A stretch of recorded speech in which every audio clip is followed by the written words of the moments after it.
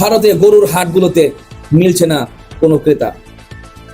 বিপাকে পড়ে গিয়েছে ভারতের হিন্দু খামারিরা এবং গরু ব্যবসায়ীরা।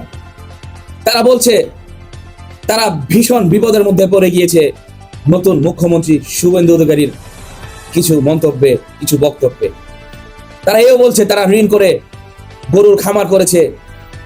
গরু ব্যবসায়ীরা বলছে আমরা হাটে গেলে পাচ্ছি না কোনো ক্রেতা, আসছে না কেউ গরু ক্রয় করতে।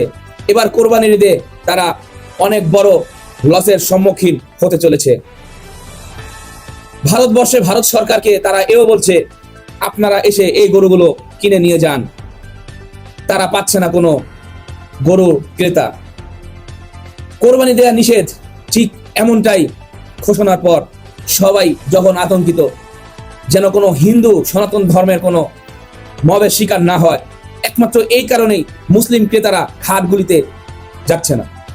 এতে করে বিপাকে পড়ে গিয়েছে ভারতবর্ষের পশ্চিমবঙ্গের অনেক অনেক গরু ব্যবসায়ীরা, অনেক হিন্দু খামারিরা। জি, ভারতে এখন খুবই ক্রেতার সংকট চলছে গরুর খামারগুলিতে এবং গরুর হাটে। এর একমাত্রই কারণ ভারতের নতুন যে রিট, নতুন যে আইন হয়েছে, সেই আইন। শুভেন্দু অধিকারীর বিপক্ষে, তার রায়ের বিপক্ষে, তার বক্তব্যের বিপক্ষে ভারতের রাজপথে নেমে গিয়েছে নারী গো ব্যবসায়ীরা। তারা আন্দোলনের দিকে পা বাড়াচ্ছে। তাদের এই অধিকার, তাদের এই গরু ব্যবসায়ের অধিকারটা যেন তাদের ফিরিয়ে দেওয়া হোক এবং এমন মন্তব্য থেকে যেন তারা মুখ ফিরিয়ে নেয়। নতুন সরকার হয়ে কি তাহলে গো ব্যবসায়ীদের এরকম ভাবে বিপদে ফেলার জন্য তারা এরকম মন্তব্যটা করেছিল? জি, প্রশ্নটা এখানে।